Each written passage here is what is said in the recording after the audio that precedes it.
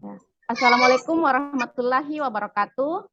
Waalaikumsalam warahmatullahi warahmatullahi wabarakatuh. wabarakatuh. Ya, kami dari kelompok 2 bersama saya Rima Irmansyah, ada Bapak Widi Taufik Ridwan, ada Bapak Luki Kurniawan, Ibu Nur Astini dan Bapak Saddam.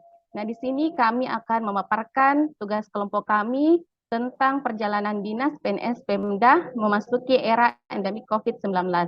Nah, di era endemik COVID-19 ini tentu saja banyak aturan-aturan yang baru berlaku untuk PNS, di mana seperti perjalanan dinas.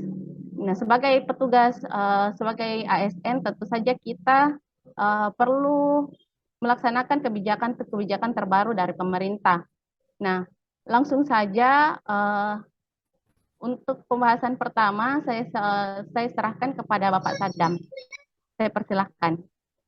Iya, terima kasih Bu Dr. Lima. Jadi di sini saya akan paparkan sedikit itu mengenai perjalanan dinas PNS di era endemik COVID-19. Jadi merujuk kemarin ada surat edaran Menteri Pendayagunaan Aparatur Negara dan Reformasi Birokrasi nomor 64 tahun 2022 itu mengatur tentang kegiatan perjalanan dinas bagi pegawai aparatur sipil negara dalam tatanan new normal.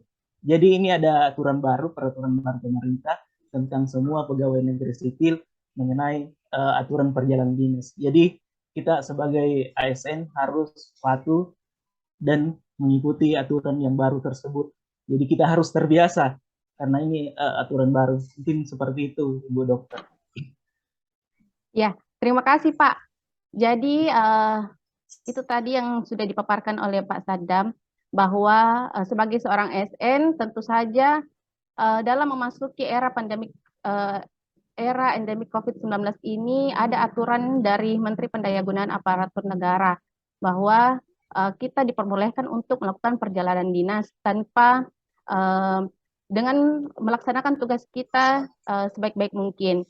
Nah, yang mana aturan itu ditetapkan pada nomor 64 tahun 2020. Kemudian untuk pembahasan selanjutnya tentang kegiatan perjalanan dinas.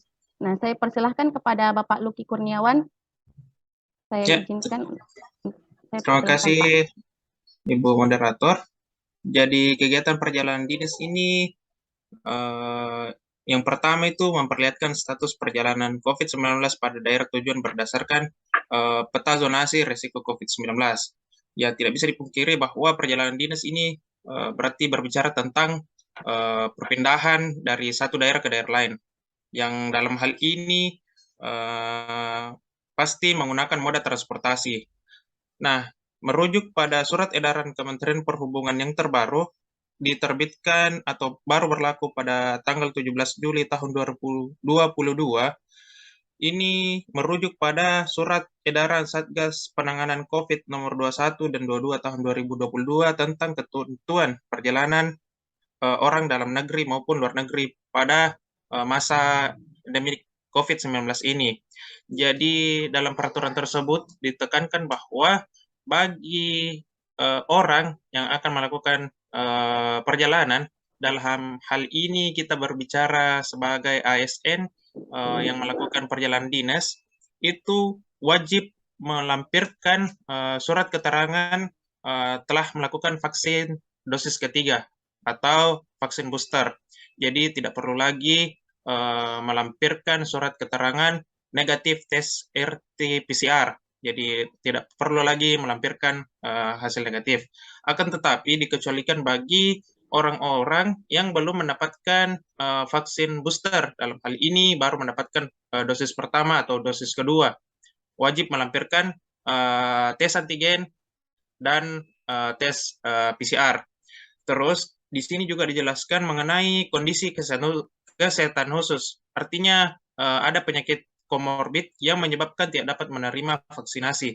Jadi harus melampirkan surat keterangan dokter bagi orang atau dalam hal ini PNS yang melakukan perjalanan dinas. Jadi berbicara tentang kegiatan dalam perjalanan dinas ini berbicara tentang aturan yang mengikuti dari Kementerian Perhubungan. Dan yang kedua tentunya memperoleh surat tugas dari instansi masing-masing. Nah, ini kembali ke kebijakan pemerintah daerah masing-masing, bagaimana ASN tersebut ditugaskan untuk melakukan perjalanan dinas. Ya, sekira seperti itu. Saya kembalikan kepada Ibu Moderator. Iya, terima kasih Pak Luki. Jadi tentang materi tadi, kegiatan perjalanan dinas. Jadi sebagai ASN, kita masih bisa melakukan perjalanan dinas ke luar kota. Yang penting kita bisa memperhatikan status penyebaran COVID-19 pada daerah tujuan dan juga mendapatkan surat tugas dari atasan. Dan tentu juga kita harus juga ikut dengan aturan dari Menteri Perhubungan, yaitu harus melakukan vaksinasi booster atau vaksin ketiga minimal itu. Kemudian bila belum di booster atau misalnya baru vaksin pertama, nah harus dilakukan tes rapid antigen 1 kali 24 jam atau tes rapid PCR 3 kali 24 jam. Mungkin seperti itu di Pak Luki. Ya, betul sekali, Bu Moderator. Oke. Selanjutnya tentang disiplin pegawai. Nah, saya persilahkan kepada Bapak Widi Taufik Ridwan untuk memaparkan materi ini. Ya, terima kasih Ibu Moderator, Dr. Rima. Jadi setiap pegawai ASN itu diatur untuk kedisiplinannya. Jadi diatur di dalam surat, yaitu peraturan pemerintah tahun nomor 49 tahun 2018 itu tentang manajemen pegawai pemerintah dengan perjanjian kerja. Jadi di sini maksudnya itu pegawai ASN itu baik PNS maupun P3K. Jadi diatur semuanya itu yang pertama. Terus langsung diperucut ke PP nomor 53 tahun 2010 tentang disiplin PNS. Tuh. Jadi semuanya yang pegawai ASN itu harus mengikuti peraturan-peraturan tentang disiplin pegawai negeri terkait dengan hak mengajukan ke pelanggaran disiplin atau tidaknya gitu, Dok. Ya, Pak. Jadi terkait tentang disiplin pegawai, tentu bila ada yang melanggar mengenai aturan tersebut, maka ada hukuman yang berlaku untuk pegawai, di mana diatur di dalam peraturan pemerintah nomor 49 tahun 2019 tentang manajemen pegawai pemerintah dengan perjanjian kerja. Mungkin seperti itu di Pak Widi. Oke.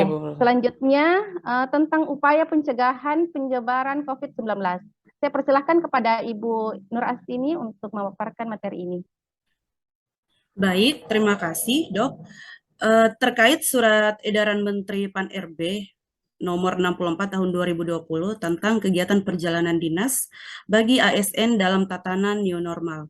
Upaya-upaya pencegahan apa saja yang bisa dilakukan dalam mencegah penyebaran COVID-19 meledak lagi gitu, karena kita sudah masuk dalam tatanan new normal. Salah satunya yaitu dengan menggunakan masker saat berkegiatan di luar rumah. Hal ini tidak boleh lepas. Kita tidak boleh lengah dengan mengatakan bahwa COVID-19 ini sudah tidak ada karena sudah tidak seganas kemarin. Realitanya COVID-19 ini tetap ada. Jadi tetap melakukan protokol kesehatan. Menjaga jarak ketika melakukan komunikasi tetap diterapkan dalam kehidupan sehari-hari, serta menerapkan perilaku hidup bersih dan sehat. Nah, salah satu hikmah dari COVID-19 kemarin ini, masyarakat mulai menyadari, bahkan sangat menyadari arti pentingnya dalam menerapkan perilaku hidup bersih dan sehat. Jadi ini semacam bad news is a good news gitu.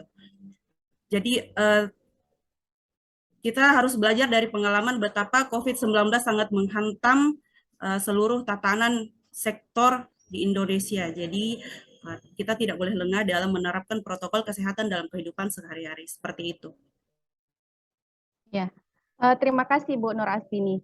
Jadi terkait dengan upaya pencegahan penyebaran COVID-19 sebagai seorang ASN, kita tetap perlu memperhatikan hal-hal tersebut karena itulah tadi sebagai upaya untuk mencegah penyebaran COVID-19 walaupun kita dalam perjalanan dinas.